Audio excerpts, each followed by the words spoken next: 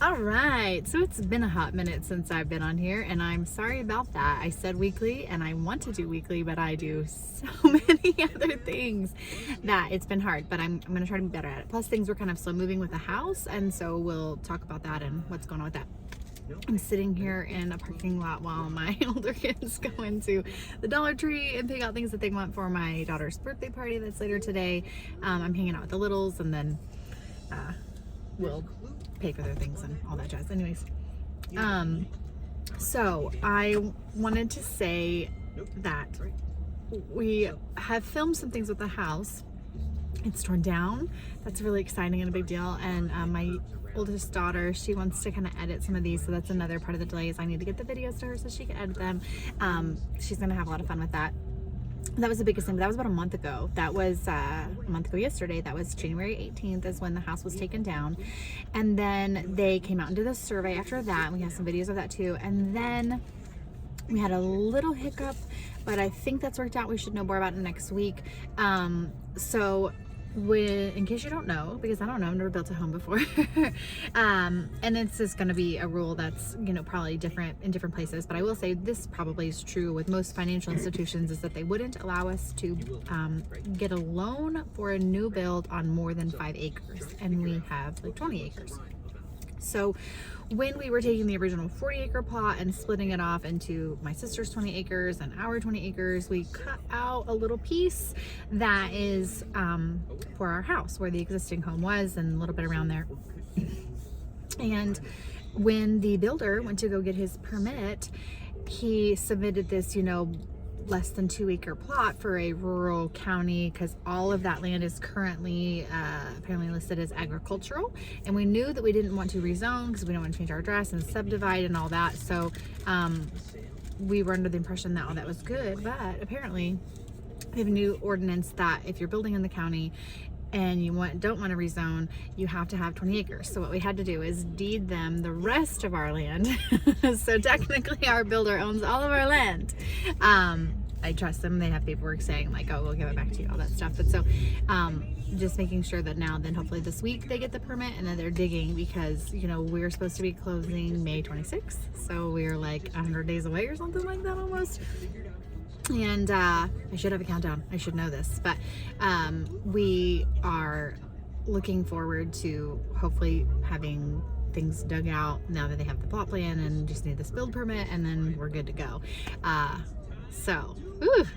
It's nerve-wracking and exciting, but we're learning so much. And so that'll be another video I post Sunday about why did we go with our builder, because when I look on the YouTube, I don't see anything about our particular builder. So the way that they do things I know is a little bit different than most home builders. At least they're not technically a custom builder. They are definitely a track builder traditionally, where they would build inside. That was okay with us. We didn't mind having a cookie cutter-esque house. They had several.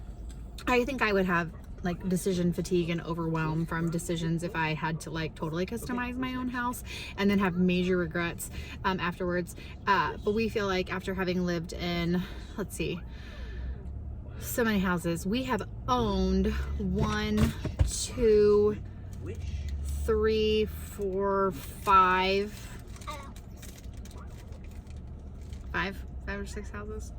And we have lived in 2 apartments and an additional 1, 2, 3. We've lived a lot of places, and so we feel like we have a pretty good idea. This is a married couple, not even where we lived as kids.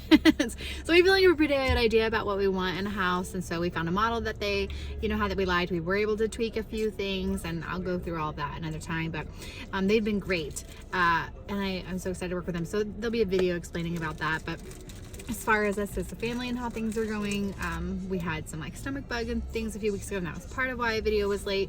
A lot of stuff with the business. So as I've mentioned before, we operate a brick and mortar space. It's a play cafe, so it's a coffee shop and indoor playground. We have birthday parties and special events. And so for example, today we had a teddy bear clinic. We partnered with our pediatrician and set up this big event, and it a lot of our events have previously sold out prior to the day, and then we didn't have tickets on the day of because we have only so many seats and space inside. But this didn't sell out in advance, but it sold out plus more. Thankfully we had extras of everything, like teddy bears, and could print more things and stethoscopes and all this jazz, but we didn't have extra, just like little bags. But most people, the 4 people who came in, didn't care. So yeah, it was really, really cool that we had such a good turnout. And then there's a birthday party happening there right now that I helped to set up, and then my sister is having a baby shower, and then my 11-year-old is having her birthday party. So we have 6 parties this weekend, and then tomorrow we have 3 more. So it's like, whoa, but that's awesome. That's good.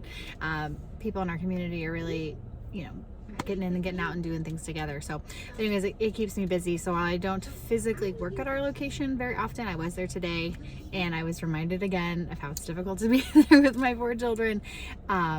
I do enjoy the space, and I do a lot behind the scenes. You know, I do the schedule, I do the payroll, I do all of the marketing, social media, website, all of that stuff. And then try to develop relationships with partners. We've had several partners in our business. So anyways, if you have questions for me about any of that stuff, let me know. Plus, you know, I try to like teach my kids things and potty train my son and nurse a baby and overachiever much. I don't know, it just feels normal, like this is what I'm supposed to do. I don't feel like I can acknowledge that I do more than most people do, but my husband and I have always been like that. We just do a lot of things. So anyhow, if you have questions for me, let me know. Look out for more content about the house and how that's going. So hopefully we'll get those videos done, edited, so we'll kind of like start moving forward now. Like that'll be next week's video, should be a video about the tear down, and then other steps in the process. And then hopefully by this actual real life week coming, they'll start doing things, and so then we'll have more content regarding the house to show you. And then I just got this handy dandy car set up, so I can try to talk to you guys in the car some. I just show you my sunglasses, because you'll probably see those quite a bit. My husband got these for me. Oh, they're so fancy. So you probably see a lot of this. Spend a lot of time in the car.